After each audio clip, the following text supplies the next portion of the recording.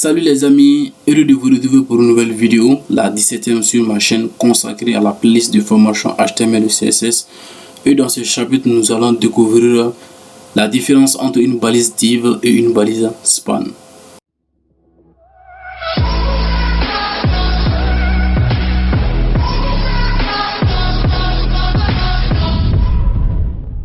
Bonsoir à vous et soyez les bienvenus.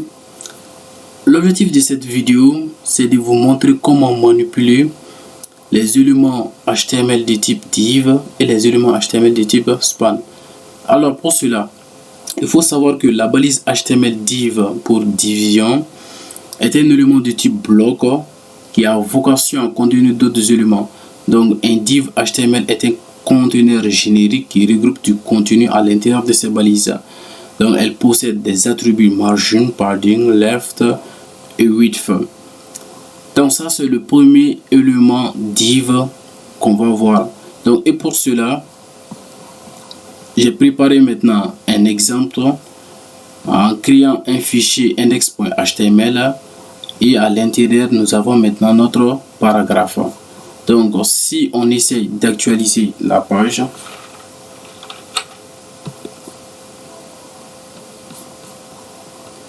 donc on a maintenant notre paragraphe. Et lorsque j'essaie d'appliquer la balise conteneur qui est div, donc on va juste remplacer la balise P par la balise div. Et je ferme maintenant la balise div. Donc à partir de là, ce n'est plus un paragraphe, mais on a appliqué un autre élément qui est div.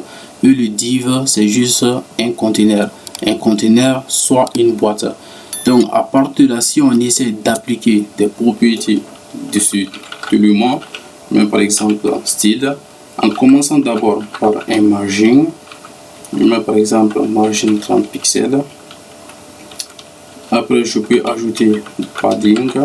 Donc ne vous inquiétez pas, on a la possibilité de voir ces éléments. Donc après on a dit il peut y avoir maintenant des width qui est maintenant la largeur. Par exemple, je peux lui donner comme largeur 500 pixels et comme hauteur, par exemple, on va lui donner 300 pixels. Donc j'actualise et on va constater rapidement le résultat. Donc qu'est-ce qu'on constate? On a d'abord, comme on a si bien dit, div c'est juste un conteneur ou encore une boîte, donc qui permet de manipuler donc les objets ou encore qui permettent de manipuler maintenant tout ce qui sera affiché sur notre page web. Donc à la différence maintenant des autres balises qu'on a vu dans les précédentes vidéos, je peux appliquer des bordures par exemple.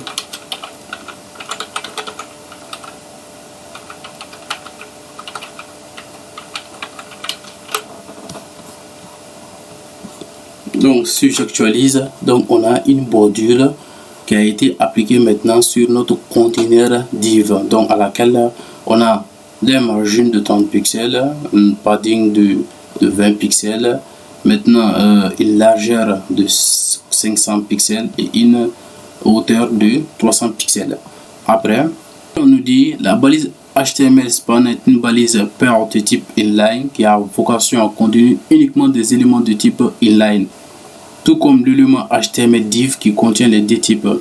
Donc la différence entre ces deux, d'abord le div est un élément de type bloc, il peut contenir des éléments de type inline. Le span est un élément de type inline, comme on l'a si bien vu dans la précédente vidéo. Les éléments de type dit inline ne peuvent pas contenir des éléments de type bloc. Donc ça c'est la première différence entre div et span. Et div est un conteneur alors que span n'est pas un conteneur. Et comme exemple de span, je mets la balise span. Par exemple, après ici, on va fermer cette balise span.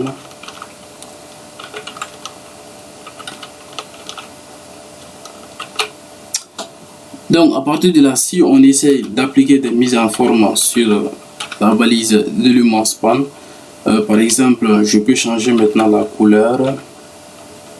Par exemple, on va choisir la couleur rouge. Après, je peux le souligner en mettant texte decoration. je mets par exemple underline. Donc tentons d'afficher et de voir qu'est-ce que ça donne. J'actualise.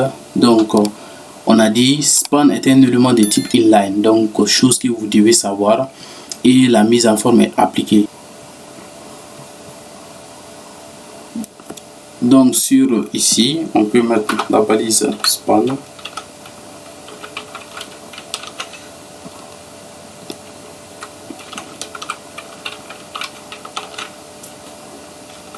Donc à partir de là ici, on peut appliquer par exemple un style de, par exemple je mets une bordure de 2 pixels pour voir la différence.